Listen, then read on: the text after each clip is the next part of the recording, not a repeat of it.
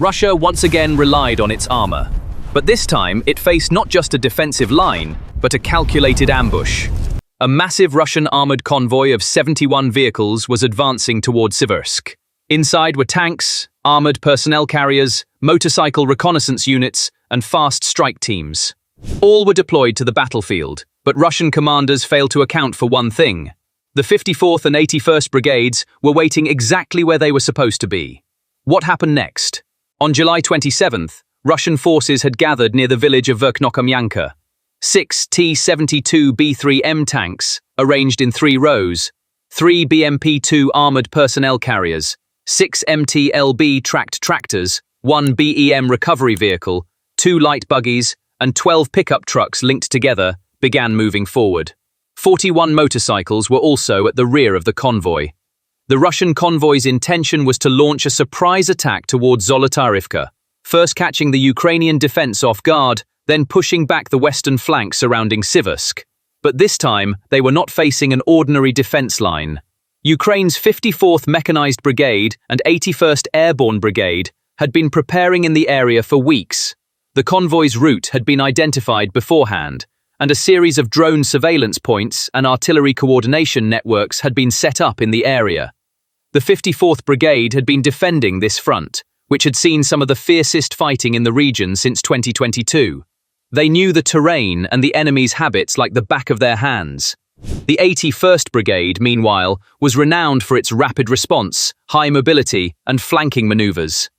2 T-64BV tanks from the 81st Air Assault Brigade approached the northern edge of the riverbed and took up positions in the shade.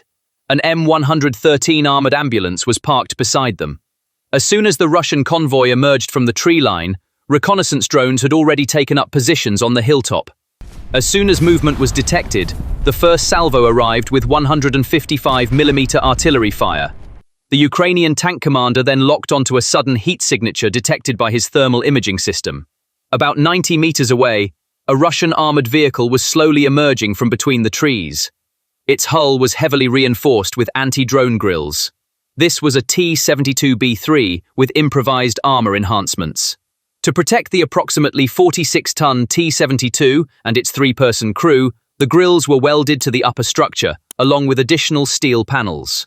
The armor protection was reinforced with composite armor and Contact 5 explosive reactive armor systems. While this reinforcement aimed to protect it from airborne FPV attacks, this time death would come not from the sky, but from the barrel of the opposing gun. The Ukrainian sniper quickly made his calculations. The T-64BV's 125mm gun was loaded with a heat round. The Russian tank's blind spot was the dome area at the rear left, where there was no armor reinforcement. After a moment of silence, the trigger was pulled. The shell struck the Russian tank's upper structure, directly beneath the turret. At the moment of the explosion, the turret was thrown aside, and the turret itself jumped half a meter upward.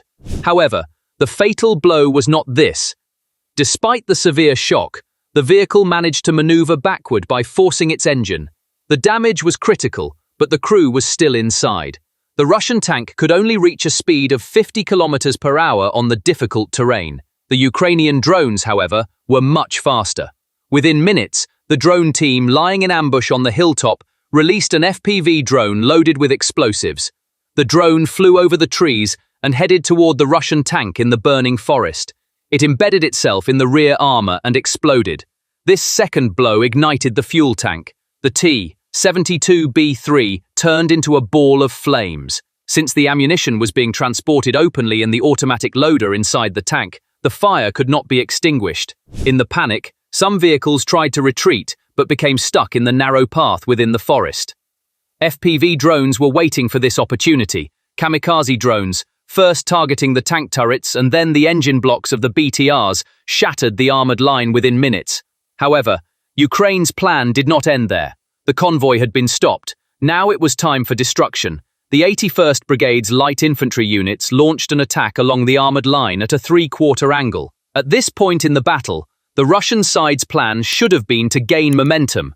They couldn't do that either. The reason was the breakdown of logistics. The BREM recovery vehicle accompanying the convoy was preparing to tow the first damaged tank when 2 more FPVs closed in on it. The driver's door was shattered, and the crane operator was injured. With no team left to rescue the tank, the convoy's speed dropped once again. Thus, the Russian soldiers, surrounded from the sides and rear, were left defenseless in open terrain. They were not given the opportunity to reposition themselves through quick maneuvers and coordinated fire.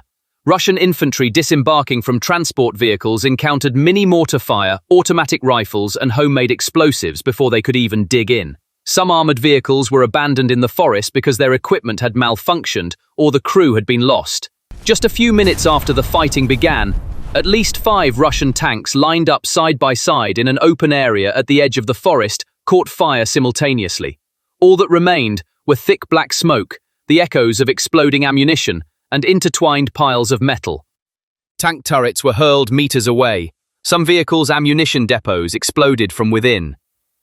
Within the first 45 minutes, at least 20 armoured vehicles were rendered inoperable by coordinated fire from Ukrainian artillery and FPV drone teams. Tanks, BMP-2s, armoured personnel carriers and most motorised units were either destroyed by fire or abandoned.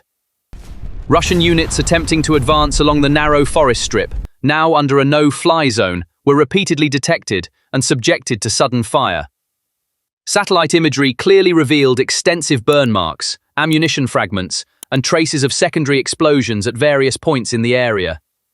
Tree trunks remained charred and broken, while the ground was littered with craters caused by large-caliber artillery shells. The number of Russian military vehicles left behind after the battle was staggering. Only one BREM armoured recovery vehicle, one MTLB personnel carrier, and one truck remained operational. They were later withdrawn from the area while being monitored by Ukrainian surveillance drones. According to initial estimates, 48 Russian soldiers were neutralized at the scene, while 69 others were injured to varying degrees. Most of the wounded were either pulled from the rubble or found defenseless near the exploding vehicles. Even the basic numbers of this clash demonstrated how the war economy had been turned upside down. Russia had deployed heavy armor worth approximately $90 million. Ukraine, on the other hand, inflicted over 10 times the damage by using 6 Sabot rounds, 12 HET shells, 16 FPV drones, and 8 Excalibur missiles. Beyond the financial toll, the moral damage was immeasurable. According to Ukrainian General Staff data, Russia had hoped to flatten the tank loss curve in the first 25 days of July, but units trapped in sectors like Sumy and Siversk reignited the upward trend. Moscow's only hope was to accelerate the tank repair and overhaul line through Belarus.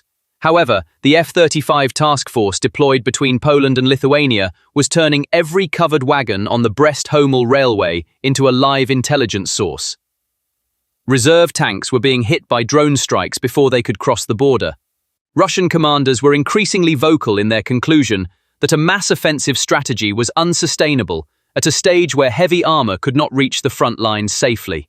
Data on Russian fire intensity around Siversk over the past 2 weeks also confirmed this. The daily average of 800 rounds fired per day had dropped to 500.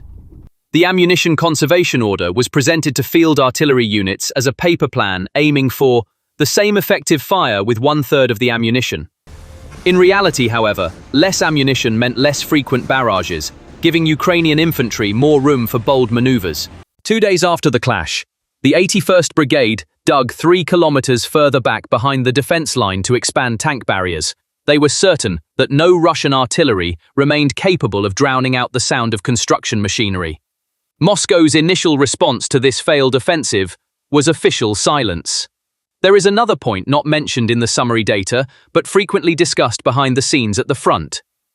Russia's own drone defense doctrine is proving inadequate in such conflicts. Since no Orlan-10 or Zala reconnaissance UAVs were deployed over the convoy, the approaching FPVs were able to dive freely onto the vehicle tracks. The reason is an electronic warfare vulnerability. The Stavropol signal attack had hit Russian jammer equipment production. It was said that it would take days to see the results on the ground, but the Siversk raid reduced that to hours. The lack of damaged radar jammers at the Kret facilities left the convoy virtually exposed. By the middle of 2025, the real picture on the battlefield had become increasingly alarming for Russia. While some tactical gains were made, the cost of these gains had reached unsustainable levels in terms of both human lives and military equipment. According to data compiled by Western intelligence services and independent analysis organizations, Russia's total losses exceeded 1 million. Approximately 500,000 of these were soldiers who either died in combat or were wounded so severely that they could not return. This is not merely a statistic. It is concrete evidence of the human cost of the war and the depletion of Russia's military personnel reserves. Material losses further compound this grim picture. Since February 2022, approximately 10,000 tanks and over 13,000 artillery systems have been destroyed on the battlefield. The majority of these were neutralized by Ukraine's increasingly precise drone strikes, Western-made long-range munitions, and advanced counter-battery tactics.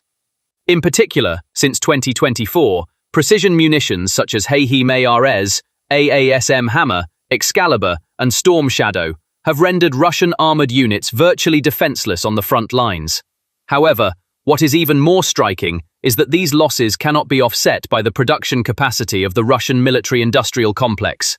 Relying on Soviet-era production infrastructure from the 1980s, the Russian defense industry is struggling to mass-produce high-tech and high-quality systems. Western sanctions have largely blocked access to sensitive components, such as chips and optical systems.